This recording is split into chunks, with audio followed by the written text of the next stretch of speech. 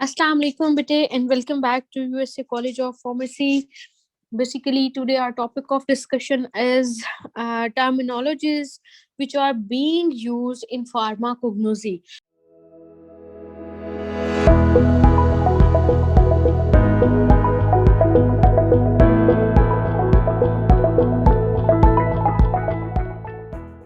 तो बेटे, जब भी आप कोई भी प्रोफेशनल स्टडी करते हैं तो प्रोफेशनल स्टडी से पहले होता क्या है कि आप उसके अंदर इस्तेमाल होने वाली कुछ स्पेसिफिक टर्म्स होती हैं जिनको आप स्टडी करते हैं। ठीक है बेटे, उन स्पेसिफिक टर्म्स को या बेटे आप उन टर्म्स को क्या कहते हैं कि वो लफ्ज होते हैं, मुख्तलिफ लफ्ज होते हैं जिनको हम इस्तेमाल करते हैं। या बेटे आप कह सकते हैं कि अल्फाज का मजमुआ होते हैं, यानी कि कम्बिनेशन ऑफ वर्ड्स होते हैं। So you can say words or the combination of words which are used in any professional study is known as terminologies। ठीक है, तो बेटे अगर हम यहाँ पर बात करें तो हमारे पास चैप्टर नंबर 3 है, बुक फार्माकोग्नोसी है। तो बेटे फार्माकोग्नोसी एक प्रोफेशनल स्टडी का हिस्सा है, यानी कि एक प्रोफेशनल सब्जेक्ट है जिसको हम यूटिलाइज कर रहे हैं अपने इस कोर्स में। तो बेटे इसके अंदर इस्तेमाल होने वाले मुख्तलिफ अल्फाज या मुख्तलिफ अल्फाज का मजमुआ जिनको हम इस पूरी बुक में यूटिलाइज करेंगे, इन तमाम वर्ड्स को। तो बेटे हमने इनको पहले ही स्टडी कर लिया है, जो उन्होंने हमें एक्सप्लेन भी किया है। जैसे आप देखें, following are the most frequent terminologies which are being used in pharmacognosy. के बेटे उन्होंने बताया है कि जो नीचे आपको उन्होंने टर्म्स बताए हैं, यहाँ बेटे आपको कॉम्बिनेशन ऑफ वर्ड्स बताए हैं, वो उन्होंने वो वर्ड्स को एक्सप्लेन किया है जो most commonly you can say which are being commonly used in pharmacognosy.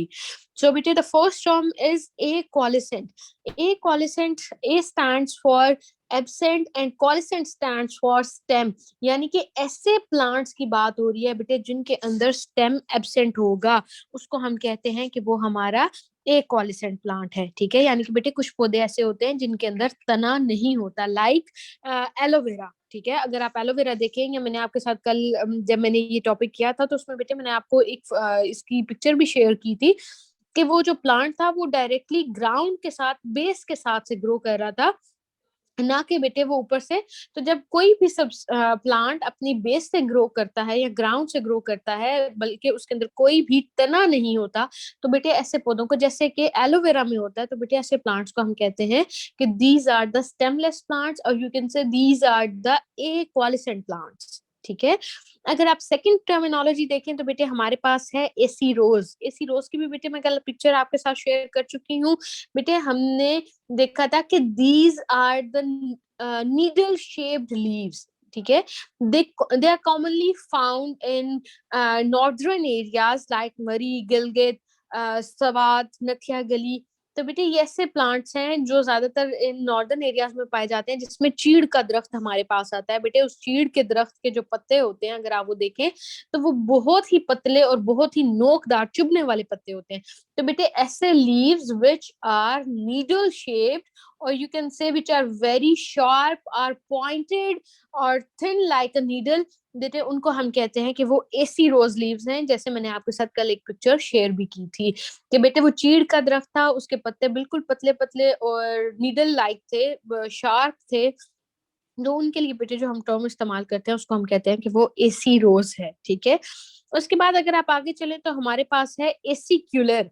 एसिक्यूलर भी बेटे वही सेम बात है कि नीडल शेप की बात है, लेकिन फर्क क्या है एसी रोज में और एसिक्यूलर में, कि बेटे जितने भी मतलब चीड़ के ऐसे दरख्त जहां से वो नीडल शेप लीव्स जो होते हैं, वो एक बेटे जैसे टहनी है, टहनी के एक पॉइंट से एक पत्ता ही निकल रहा होता है। जबकि बेटे अगर आप देखें ना, तो कुछ प्लांट्स ऐसे होते हैं जिनके लीव्स नीडल शेप्ड ही होते हैं, लेकिन बेटे वो एक पॉइंट से पूरा एक फॉलिएज, यू कैन से पूरा एक ग्रुप ऑफ लीव्स निकल रहा होता है, यानी कि पूरा एक गुच्छा पत्तों का निकल रहा होता है। होते हैं वो भी पत्ते नीडल लाइक ही हैं, लेकिन बेटे वो गुच्छे की शक्ल में निकलते हैं। लेकिन जो बेटे एसी रोज लीव्स होते हैं, ये होते हैं नीडल शेप्ड हैं, लेकिन एक सिंगल ब्रांच से एक सिंगल लीफ ही निकलता है। ठीक है, तो ऐसे लीव बेटे जो एक सिंगल ब्रांच से सिंगल एक नीडल शेप्ड लीव निकलेगा, उसको हम एसी रोज कहते हैं। जबकि बेटे एसिक्यूलर क्या होता है कि होते नीडल शेप ही हैं, लेकिन बेटे एक आप कह सकते हैं कि एक पॉइंट से पूरा एक फॉलिएज निकल रहा होता है, यानी कि गुच्छा निकल रहा होता है, तो बेटे उन लीव्स को हम कहते हैं कि वो एसिक्यूलर लीव्स है। ठीक है, अगर आप आगे देखें तो हमारे पास है टर्म एक्यूट। एक्यूट लीव्स कैसे होते हैं बेटे, मैंने आपके साथ कल इसकी एक पिक्चर भी शेयर की थी कि एक्यूट लीव्स ऐसे लीव्स को कहा जाता है बेटे, अगर आप पत्ते को देखें तो पत्ता नीचे से चौड़ाई में होता है, यानी कि उसकी विड्थ होती है, लेकिन जैसे जैसे आप ऊपर की तरफ मूव करते हैं तो उसकी जो चौड़ाई होती है, उसकी थिकनेस होती है, वो कम होनी शुरू हो जाती है। जैसे कि बेटे कल मैंने पिक्चर भी शेयर की थी उसमें, तो बेटे ऐसे लीव्स जो कि टैपर्ड हो, टैपर्ड होने का मतलब क्या होता है कि बेटे ऐसे लीव्स जिनकी थिकनेस कम हो टिप से to a sharp pointed apex, और बेटे यानी कि वो टैपर्ड यानी कि उनकी थिकनेस कम हुई, और जैसे जैसे हम उनके टिप की तरफ मूव करेंगे तो बेटे वो बिल्कुल पॉइंटेड यानी कि नोकदार हो जाएंगे।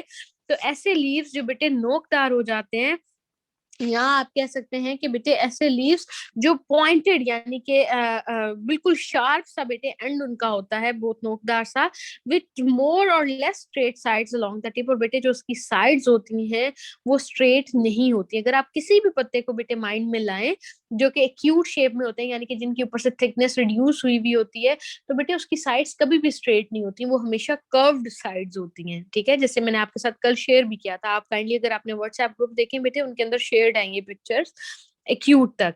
उसके बाद बेटे जो आज हमने टर्मिनोलॉजी पढ़नी है वो है एंगुलर। एंगुलर बेटे क्या होता है, एंगुलर ऐसे लीव्स, बेसिकली बेटे एंगुलर हम क्यों यूज करते हैं टर्म, जब भी हमने किसी भी लीव की पोजीशन को डिफाइन करना होता है। जैसे फॉर एग्जांपल मैं कहूँ कि आप स्टूडेंट्स की मैं बात करती हूँ, तो मेरे स्टूडेंट्स क्लास के सेंटर में खड़े हुए हैं। ठीक है, अब बेटे जो सेंटर था वो मेरे पास रेफरेंस था।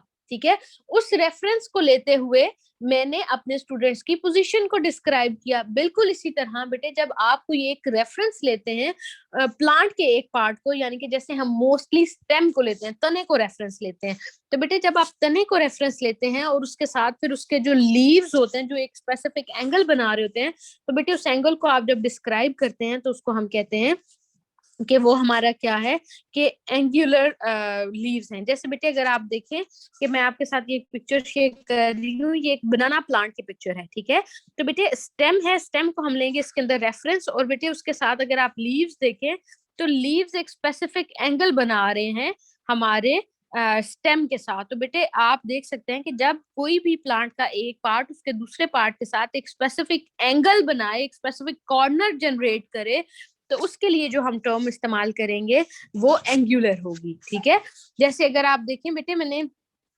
आपके साथ पिक्चर भी शेयर किया व्हाट्सएप ग्रुप में, मैं एक दफा इसको रीड आउट भी कर देती हूँ। हैविंग शार्प एंगल्स और कॉर्नर्स, यानी कि बेटे को जब आप किसी भी पार्ट को डिस्क्राइब करें और उस पार्ट के शार्प एंगल्स हों या उस पार्ट के बेटे शार्प कॉर्नर्स हों, और उनको हम यूज करते हैं बेटे अपने, यानी कि उसके अंदर जो रेफरेंस होता है ना वो हम हमेशा स्टेम को ही लेते हैं। स्टेम को लेते हुए बेटे उसके साथ कोई दूसरा अगर सब्सटेंस है वो क्या एंगल बनाएगा, क्या उसके कॉर्नर्स बनेंगे, तो उसको जब एक्सप्लेन करते हैं उसके लिए बेटे जो टर्म इस्तेमाल, जो वर्ड इस्तेमाल होता है उसको हम एंगुलर कहते हैं। जैसे मैंने आपको फोटो भेजी, बनाना प्लांट था, उसके लीव्स थे, तो बेटे अगर मैंने लीव्स को एक्सप्लेन करना है तो मैं कहूंगी कि जो लीव्स हैं वो एंगुलर पोजीशन में है, यानी कि वो एक स्पेसिफिक एंगल बना रहे हैं अपने स्टेम के साथ। ठीक है, उसके बाद अगर आप बेटे देखें हमारे पास है एक वर्ड एक्सिस। एक्सिस क्या होता है बेटे, एक्सिस किसी भी पॉइंट, जब भी आप किसी चीज के एक्सिस को एक्सप्लेन करते हैं ना, that means we are talking about its central part, or you can say we are talking about its main part। ठीक है,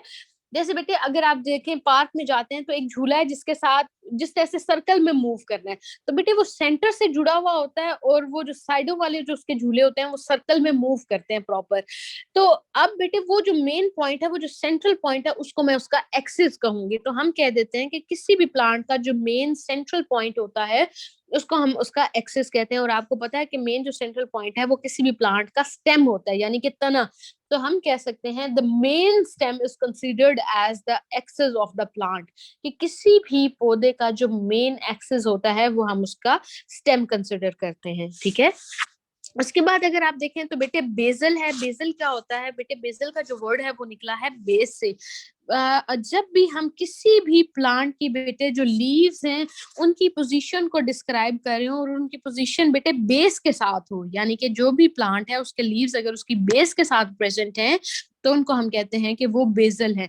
जैसे बेटे मैं आपको एक ये फोटो भेज रही हूँ, इसके अंदर एक लास्ट वाला अगर आप प्लांट देखें तो उसमें जो लीव्स हैं वो बिल्कुल प्लांट की बेस के साथ प्रेजेंट हैं। ठीक है, जब भी बेटे कोई भी लीव्स हो जिनकी हम पोजीशन डिस्क्राइब कर रहे हो और वो बेटे जो लीव्स हैं वो अपने प्लांट की बेस के साथ प्रेजेंट होंगे, तो उन लीव्स को हम कहते हैं कि वो बेसल लीव्स है। ठीक है, जैसे आप देखिए उन्होंने बताया हुआ भी है एट और नियर द बेस, जो बिल्कुल बेस के साथ होंगे या बेस के करीब करीब होंगे बेटे, उन लीव्स को हम बेसल कंसीडर करते हैं। उन्होंने देखिए बताया often describing the leaves and where they attach.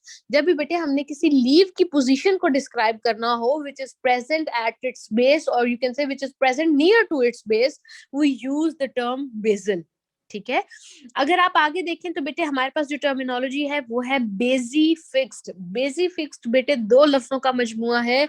बेजी मींस बेजल यानी कि हम बेस की बात कर रहे हैं, और फिक्स्ड मींस के अटैचमेंट, अटैचमेंट को शो कर रहे हैं।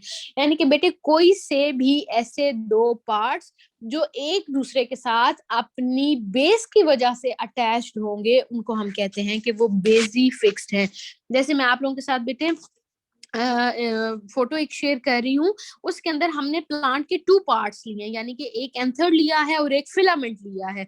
ये ना बेटे फ्लावरिंग पार्ट्स हैं, यानी कि किसी भी पौधे के अंदर जो फूल होता है ये उसके हिस्से हैं दो, एंथर और फिलामेंट। ये मैं आपको एक फोटो भी सेंड कर रही हूँ। अगर बेटे आप देखें इसको एंथर और फिलामेंट को, तो अगर बेटे एंथर जो है वो फिलामेंट के साथ उसकी बेस से अटैच होगा, जैसे कि बेटे आप डायग्राम में देख सकते हैं कि एंथर है ऊपर, नीचे फिलामेंट है, और वो अपनी जो पॉइंट ऑफ अटैचमेंट है वो बेस है। तो बेटे उसके लिए जो हम टर्म इस्तेमाल करते हैं वो है बेजी फिक्स।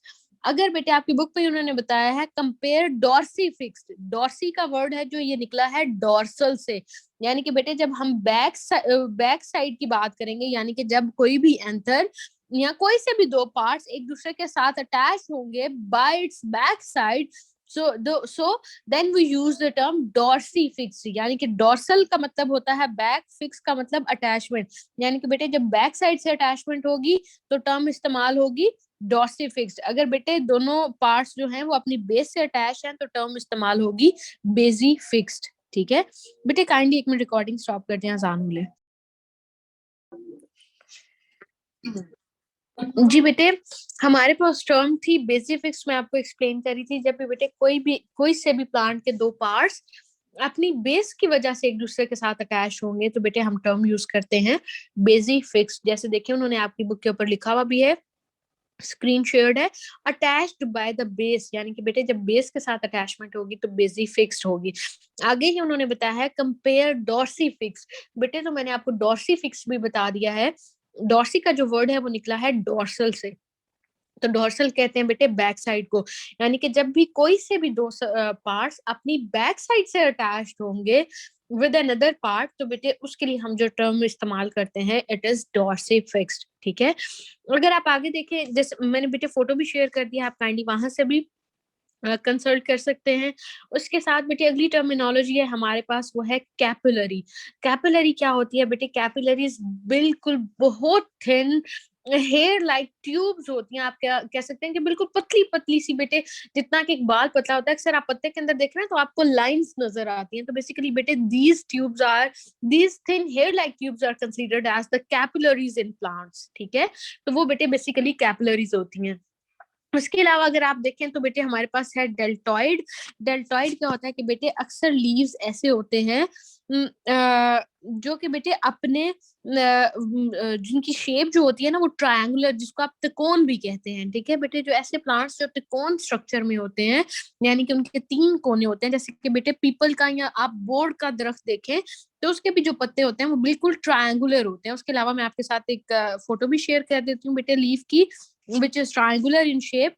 तो बेटे ये जो लीफ मैंने आपके साथ शेयर किया है, it is considered as the deltoid because it is triangular in shape। ठीक है, तो बेटे ऐसे लीव्स जो आपके पास ट्रायंगुलर शेप में अवेलेबल होते हैं उनको हम कहते हैं कि वो हमारे डेल्टॉइड लीव्स हैं। ठीक है, उसके बाद अगर आप आगे देखें तो बेटे हमारे पास टर्म है डेंस। डेंस क्या होता है बेटे? डेंस किसी भी ऐसे स्ट्रक्चर को कहा जाता है, जैसे हम स्पेसिफिकली कोग्नोजी के अंदर हम स्पेसिफिकली नेचुरल सोर्सेज की बात करते हैं, या more specifically we can say we are talking about the plants So dense is considered as the most congested, or you can say considered as the most embedded structure in any plant. तो बेटे जब कोई सा भी ऐसा structure है, जैसे बेटे इसकी सिंपलेस्ट एग्जांपल है हमारे पास, जैसे आप घरों में देखते हैं कि एक बेल होती है जो दीवार के ऊपर बेटे ग्रो करती है पूरी, तो एक टाइम पीरियड ऐसा आता है कि वो पूरी दीवार को कवर कर जाती है। बिल्कुल इसी तरह जैसे आप कमल के फूल देखते हैं जो बेटे तालाब में आपको दिखते हैं, तो जब भी उनको देखा जाता है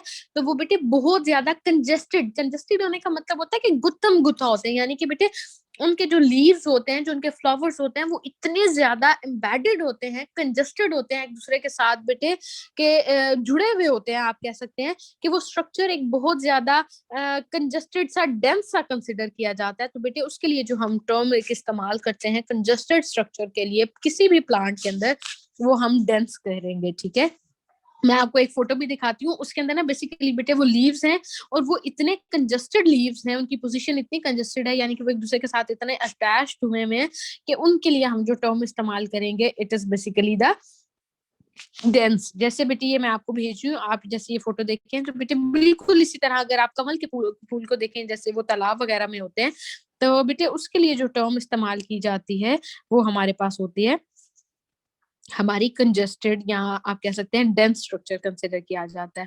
उसके बाद अगर बेटे आप आगे देखें तो हमारे पास है डेंटेट। डेंटेट क्या होते हैं बेटे, अक्सर ऐसे लीव्स होते हैं जिनके बिल्कुल मार्जिन्स के ऊपर टीथ लाइक स्ट्रक्चर, जिस तरह दांत होते हैं ना, बिल्कुल दांत की तरह।